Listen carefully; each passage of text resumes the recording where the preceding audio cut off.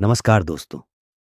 स्वागत है आपका रात के साय में, एक ऐसा चैनल जहां रोशनी सिर्फ एक धोखा है और अंधेरा एक सच्चाई। यहां हम सफर करते हैं उन रास्तों का जहां दिन में जाने से भी रूह कांपती है, जहां पेड़ रात में बोलते हैं, जहां हवा चीखती है और परछाइयां अपने आप हिलती हैं। यहां आपको मिलेंगी सच्ची घटनाएं, पैरानॉर्मल इन्वेस्टिगेशन और वो कहानियां जो आपकी धड़कन को एक पल के लिए रोक देंगी।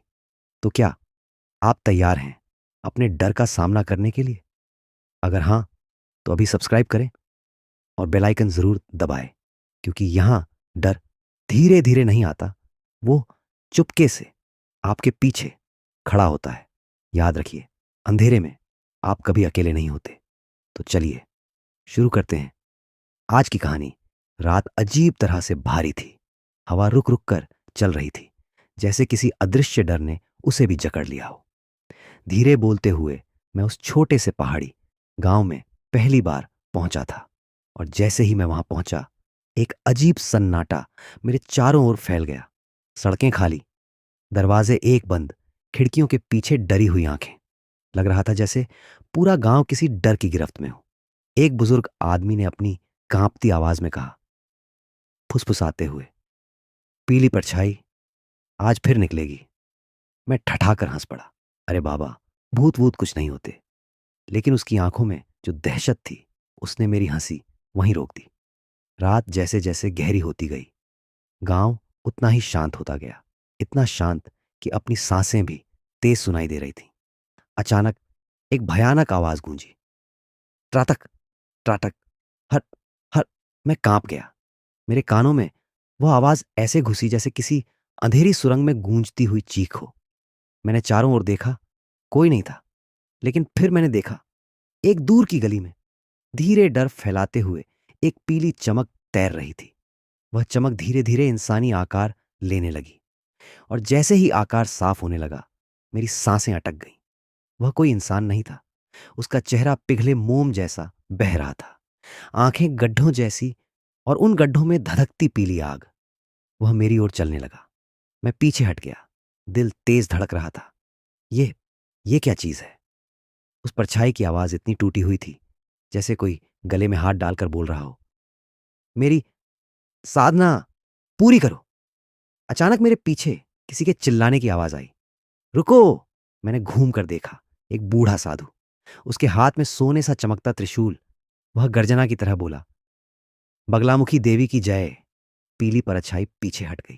उसकी चीख पूरे गांव में गूंज गई। साधु ने मेरा हाथ पकड़ लिया।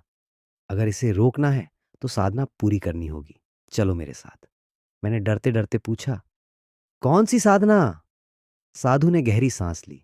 अधूरी बगलामुखी साधना।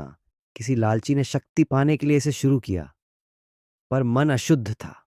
साधना उलटी हो गई। उसकी आत्मा इस पीली परछाई में बदल गई। मेरी रीढ़ में बिजली दौड़ गई।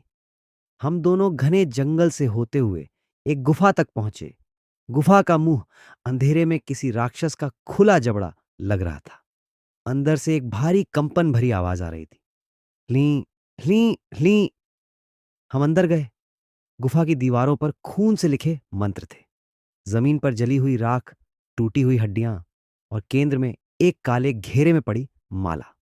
साधु ने कहा, यहीं से सब शुरू हुआ और यहीं खत्म होगा। हम दोनों बैठ गए। साधु ने मुझे मंत्र बोलने को कहा। अगर मैं गलती कर गया तो? वह बोला, गलती का समय बीत चुका है, शुरू करो। हमने मंत्र शुरू किया, एयूएम ह्लीम बगला मुखी स्वाहा। जैसे ही मंत्र गूंजा, गुफा कांपने लगी। ऊपर की चट्टानें गिरने लगी। एक तेज चीख के साथ वही पीली परछाई हमारे सामने प्रकट हो गई। वह गुर्राते हुए आगे बढ़ी। रुक जा! नहीं, नहीं, मैं शक्ति चाहता हूं। लेकिन हमने मंत्र नहीं रोका। उसके पंजे चट्टानों पर खड़खड़ की आवाजें कर रहे थे। उसकी आंखों से पीली आग की लपटें निकल रही थीं। वह मेरी ओर झपटी, और तभी साधु ने अपनी शक्ति से उसे दूर फेंक दिया। हम मंत्र बोलते रहे, तेज और तेज। गुफा में सोने सी चमक भर गई। हवा रुक गई।